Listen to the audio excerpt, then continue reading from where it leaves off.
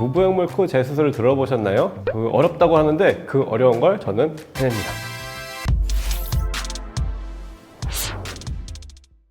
안녕하세요. 마크 성형외과 전문의 이우진입니다. 두 가지로 나눌 수가 있어요. 환자분 측면 그리고 의사 입장에서. 첫 번째는 이제 환자분이 원할 경우, 보통 이런 분들은 실리콘 보형물 쪽에 염증이 생겼어가지고 굉장히 고생을 하신 분들이거든요. 이런 분들도 무부형물로 가셔도 되고, 두 번째, 의사가 봤을 때는 좀 미간 쪽이 좀 높은 분들은 무부형물로도 이쁘거나 멋있는 모습을 만들 수가 있습니다. 콧대를 굉장히 화려하게 원하시는 분들은 무부형물로는 만들기가 굉장히 어려워요. 그래서 그런 분들한테는 무부형물로는 추천을 안 드립니다. 왜냐하면 만족스러운 모습이 안 나오실 거예요.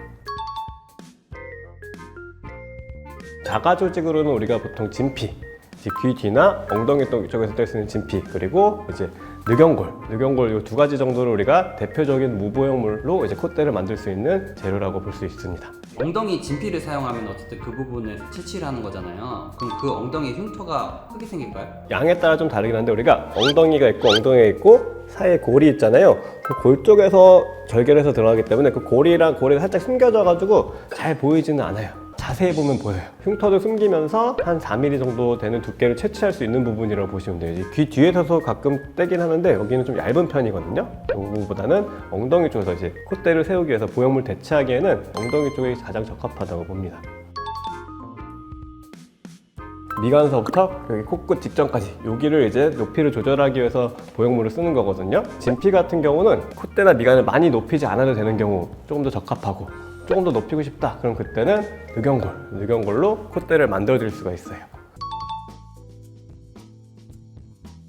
이것도 오해라고 생각합니다. 아까 말씀드렸듯이 보형물은 여기 미간서부터 코끝 직전까지만을 담당을 해요. 이제 코끝이 처지고 안 처지고는 코끝을 얼마나 잘 만들었느냐의 문제지, 무부형물이랑은 무관하다고 봅니다. 결국은 이제 코끝이 처지는 게 아니라, 예를 들어서 우리가 4mm짜리 진피를 넣었을 경우 여기 흡수가 돼가지고 2mm 정도밖에 안 남는 경우들이 있거든요. 근데 진피는 얼마나 흡수될지 좀 알 수는 없어요. 그렇기 때문에 높이긴 높이되 많이 높일 수는 없다고 생각하시는 게 좋을 것 같고, 이제 늑연골로 우리가 콧대를 만들었을 경우 얘는 유지도 잘 되고 다 좋지만 좀 조직들이 자라 들어가가지고 일반적인 코 수술보다는 좀 더 단단해지는 경우들이 있다고 그것만 알고 계시면 좋겠습니다.